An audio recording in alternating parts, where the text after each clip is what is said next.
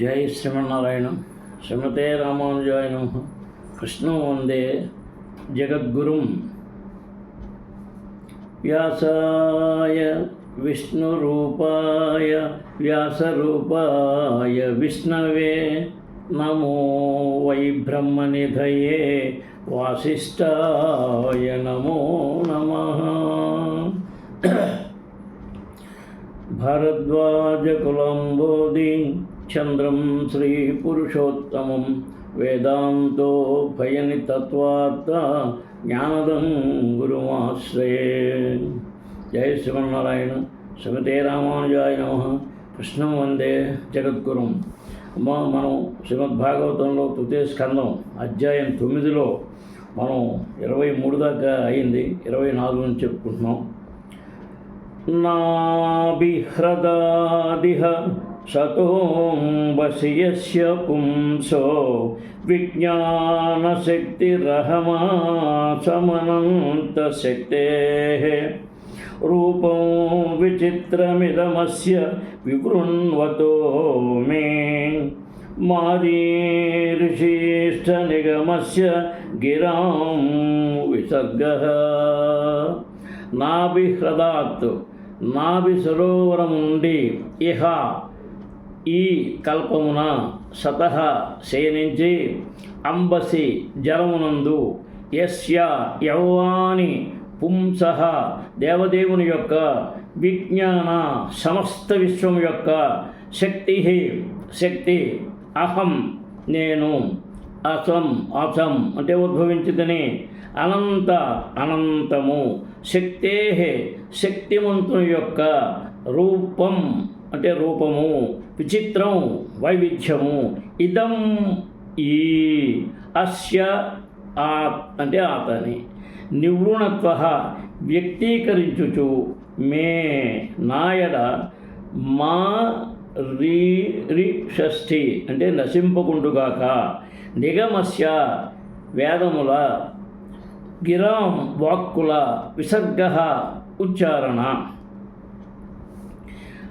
భగవద్వ్యక్తుల అసంఖ్యాకములు ప్రళయ జలమునందు అతడు శయనించినప్పుడు కమలం ఉద్భవించినట్టి అతని నాభి హ్రదం నుండి నేను విజ్ఞాన శక్తిగా ఉద్భవించి తిని అతని వైవిధ్యపూర్ణము శక్తులను భౌతిక జగత్తు రూపమును వ్యక్తీకరించుట ఎందు నేనెప్పుడూ నియుక్తుడనై ఉన్నాను. కనుక నా భౌతిక కర్మ నిర్వహణమందు వేదమంత్రోచ్చారణం నుండి నేను గట్టి తప్పరాదని ప్రార్థించుచున్నాను. భౌతిక జగమునందు భగవానుని దివ్యముగు ప్రేమయుక్త సేవయందు నెలకొనిన మనుషుడు ఎన్నియో భౌతిక కర్మలను వనరింపవలసి వచ్చుచుండును. భౌతికాశక్తి తాకిడి నుండి అతడు తనను తాను రక్షించుకోగలిగినంతటి శక్తివంతుడు కానిచో ఆధ్యాత్మిక శక్తి నుండి మళ్లింపబడును. భౌతిక సృష్టి యందు బ్రహ్మదేవుడు నానా విధములకు జీవులను వారి భౌతిక స్థితులకు సరిపడి దేహములతో సృజింపవలసి ఉండును. పెక్కురు దోషపూరితులకు జీవుల సంపర్కమును పొందవలసి వచ్చినందున అతడు భగవద్రక్షణమును కోరుతున్నాడు. సాధారణుడు బ్రాహ్మణుడు పెక్కురు అంటే బద్ధ జీవుల సాంగత్యముచే బ్రహ్మ తేజము బ్రాహ్మణత్వ శక్తి నుండి పతనము చెందగలడు. అటువంటి పతనం గూర్చియే బ్రహ్మదేవుడు పరమశ్రేష్ఠకు బ్రాహ్మణుడు వెలుగు చెంది రక్షణకై భగవానుని ప్రార్థించుతున్నాడు. ఆధ్యాత్మిక జీవనమున ఇది ఎల్లరికూ ఒక హెచ్చరిక వంటిదై ఉన్నది. శ్రీకృష్ణుడిచే తగినంతగా రక్షింపబడనిచో మనుజుడు తన ఆధ్యాత్మిక స్థితి నుండి పతనము చెందు అవకాశం కలదు. కనుక ప్రతి ఒక్కరూ రక్షణ కొరకు మరియు విద్యుక్త ధర్మ నిర్వహణార్థమై ఆశీస్సుల కొరకు ఆ దేవదేవుని నిరంతరము ప్రార్థించవలెను. చైతన్య మహాప్రభులు ప్రచార కార్యక్రమ బాధ్యతలను భక్తులకు అప్పచెప్పుటేగాక భౌతికాసక్తి తాకిడి నుండి వారికి రక్షణ మొసుకుతుడనియు ఆశ్వాసమొసగియుండిరి. వేదములందు ఆధ్యాత్మిక జీవన పదము సానపట్టిన కట్టి వంటిదని తెలుపబడినది. కొద్దిపాటి ఏమురుపాటైనను వెంటనే వినాశనమును రక్తపాతమును అట్టి కత్తి కలిగింపజేయను. కానీ తనకు అప్పచెప్పబడిన కర్మల నిర్వహణనందు భగవద్రక్షణమునే ఎల్లప్పుడూ కోరుచు పూర్తిగా శరణాగతుడైన జీవునకు భౌతిక కల్మషము లోనికి పతనము చెందిన భయమే లేదు. మా తర్వాత సోపావదభ్రకరుణో భగవాన్ వివృద్ధ ప్రేమస్మితేన నయనాంబురుహం విజృంభన్ ఉత్థాయ విశ్వవిజయాయ చనో విషాదం మాధ్యాగిరాపనయతాత్ పురుషః పురాణః. సహ అతడు అంటే భగవానుడు, అసౌ అట్టి, అధభ్ర అమిత, కరుణ కరుణామయుడు, భగవాన్ దేవదేవుడు, వివృద్ధ అత్యధికమగు, ప్రేమ ప్రేమ, స్మితేన నవ్వుచు, నయన అంబురూహం కమలనయనములు, విజృంభన్ తెరచుచు, ఉత్థాయ ఉద్ధారము కొరకు, విశ్వ విజయాయ భౌతిక సృష్టిని కీర్తనీయము కావింప చ కూడా, నహ నా యొక్క విషాదమును మాక్ష మధురమగు గిర వాక్కుల ద్వారా అపనయతాత్ కరుణతో అతడు తొలగించుగాక, పురుష పరమ పురుషుడు, పురాణ పురుషుడు, పరమ పురుషుడు పురాణ పురుషుడును అగు దేవదేవుడు అమిత కరుణామయుడై ఉన్నాడు. తన కమలనయనములను తెరచుట ద్వారా అతడు దరహాసముతో వరదానము కావించవలనని నేను కోరుచున్నాను. కరుణతో తన ఆదేశములను పలుకుట ద్వారా అతడు సమస్త విశ్వమును ఉద్ధరించగలడు మరియు నా విషాదమును తొలగించగలడు. ఈ భౌతిక జగమునందలి పతిత జీవుల ఎడ భగవానుడు సదా కరుణాపూర్ణుడయుండును. భగవద్భక్తి యందు తమను చక్కబరుచుకున్నట్టుకు ఎల్లరూ ఈ విశ్వము ఒక చక్కని అవకాశమే ఉన్నది.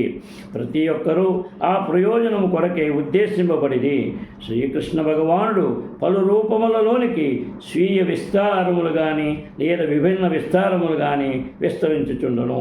వ్యక్తిగత జీవులు అతని విభిన్న విస్తారములు కాగా స్వీయ విస్తారములు స్వయముగా అతడే. స్వీయ విస్తారములు సేవ్యులు కాగా విభిన్న విస్తారములు సచ్చిదానంద రూపముతో దివ్యానంద వినిమయం కొరకు సేవకులై ఉన్నారు.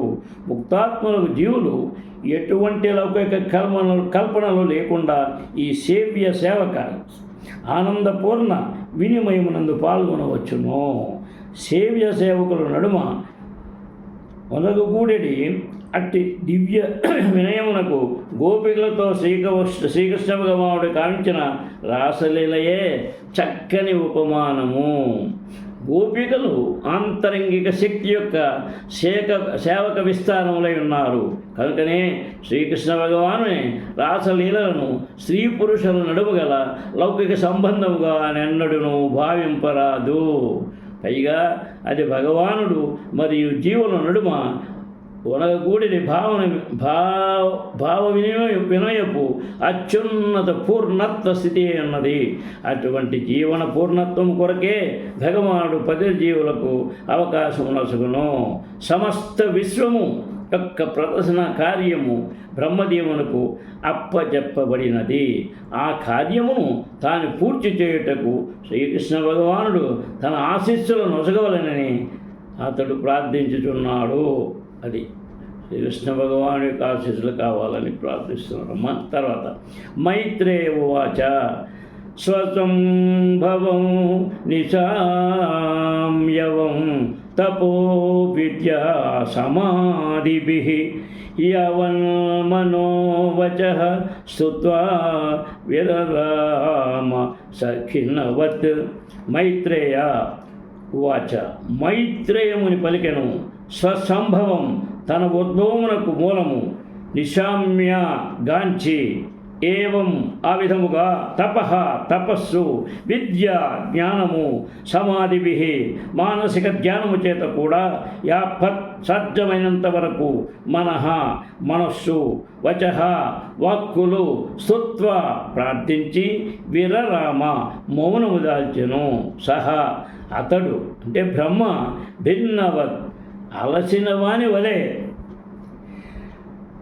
మైత్రేయముని పలికెను, విదురా, తన ఉద్భవమునకు మూలమును దేవదేవుడు గాంచిన పిదప బ్రహ్మదేవుడు యథాశక్తి తన మనోవాక్కులతో అతని కరుణకై ప్రార్థించెను.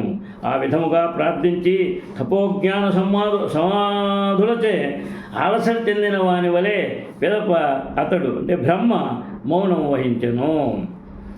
బ్రహ్మదేవునకు కలిగినట్టి జ్ఞాన వికాసమునకు అతని హృదయమందు భగవానుడు విరాజమానుడై ఉండటయే కారణము. సృజింపబడిన పిమ్మట అతడు తన ఉద్భవమునకు మూలమును నిర్ధారించలేకపోయాను. కానీ తపస్సమాధుల గుణరించిన పిమ్మట అతడు తన జన్మమూలమును గావించగలిగాను. ఆ విధముగా బ్రహ్మదేవుడు హృదయం నుండి జ్ఞాన వికాసమునందెను. బాహ్యమును గల గురువు మరియు అంతరమందున్న గురువు ఇరువురును భగవత్ప్రతినిధులే. అటువంటి ప్రామాణికము ప్రాతినిధ్యముతో సంపర్కము లేకుండగానే ఎవ్వరునూ తమను గురువుగా ప్రకటించుకొనరాదు. బాహ్యము నందుండడి గురువు యొక్క సహాయమునందుటకు బ్రహ్మదేవుడు అవకాశము పొంది ఉండలేడు. ఆ సమయమున విశ్వమునందు అతడొక్కడే ఉండుట అందులకు కారణము. కనుకనే బ్రహ్మదేవుని ప్రార్థనలచే సంతుష్టుడైనంతట భగవానుడు అతనికి అంతరము నుండి సమస్తమును గూర్చి విశదపరచెను.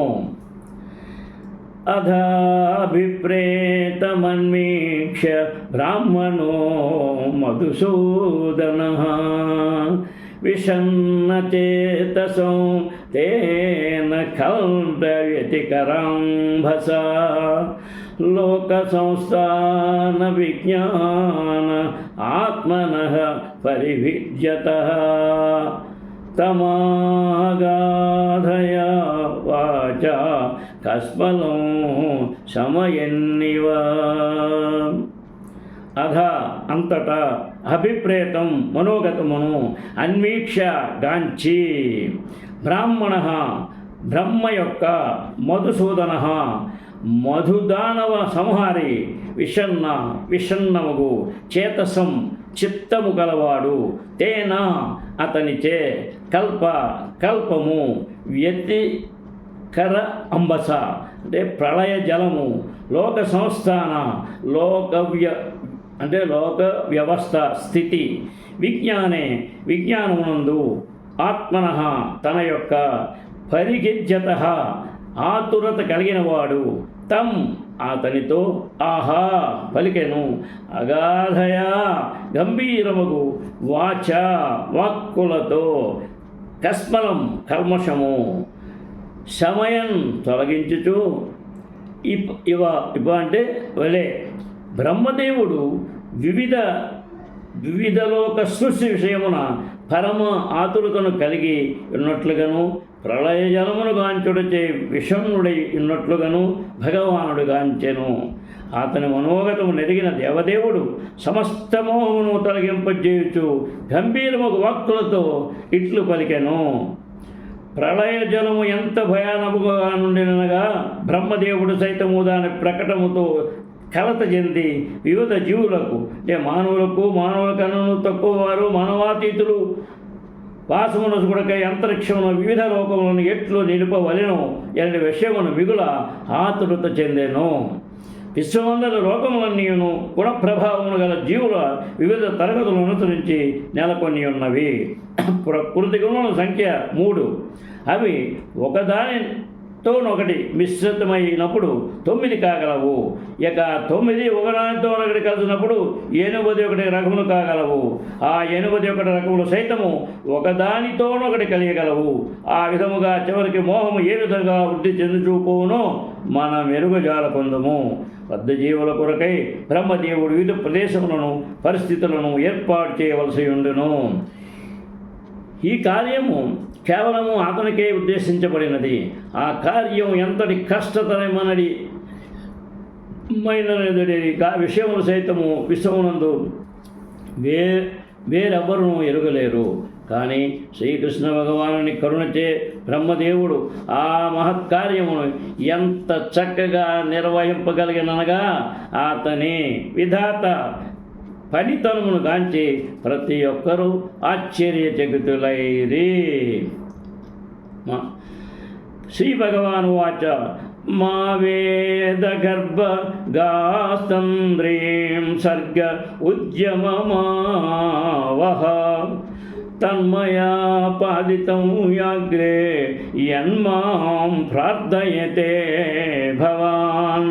శ్రీ భగవాన్ వాచ పూర్ణ పురుషోత్తముడు భగవానుడు పలికెను, మా కాబోకుము వేదగర్భ సమస్త వేద జ్ఞానమును కలిగిన వాడా, గాహ తంద్రీం విషన్నుడవు, స్వర్గే సృష్టి కొరకు ఉద్యమం యత్నములు ఆవహ చేపట్టుము, తత్ అది నీవు కోరినట్టిది, మయా నాచే ఆపాదితం నిర్వహింపబడినది, హి నిశ్చయముగా అగ్రే ఇదివరకే, యత్ ఏదైతే మాం నా నుండి ప్రార్థయతే అర్థించుచుంటివో భగవాన్ నీవు.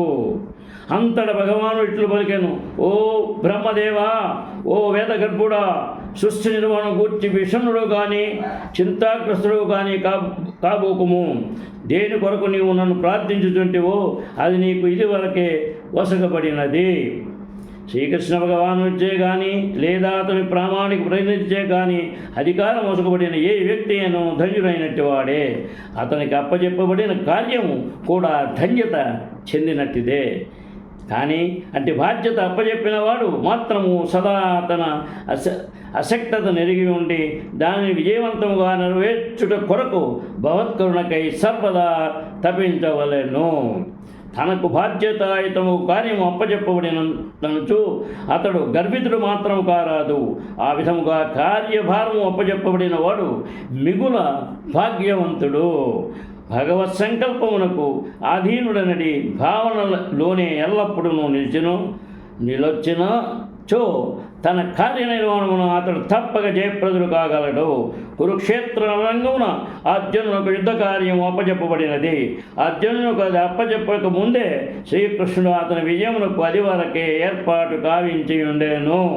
కానీ అర్జునుడు మాత్రము భగవదాధీనునిగా తన స్థితిని ఎల్లప్పుడూ ఎరిగి ఉండి ఆ విధముగా తన బాధ్యత ఎంతో పరమోత్కృష్ట మార్గదర్శకునిగా శ్రీకృష్ణ భగవానుని స్వీకరించెను. బాధ్యతాయుత కార్యమును నిర్వహించుట గర్భకారణమని తలచనను కీర్తిని భగవానుడికి వసగని వాడు నిత్యముగా మిథ్యా గర్వితుడేగును. దేనిని కూడా అతడు చక్కగా నిర్వహింపచాలడు.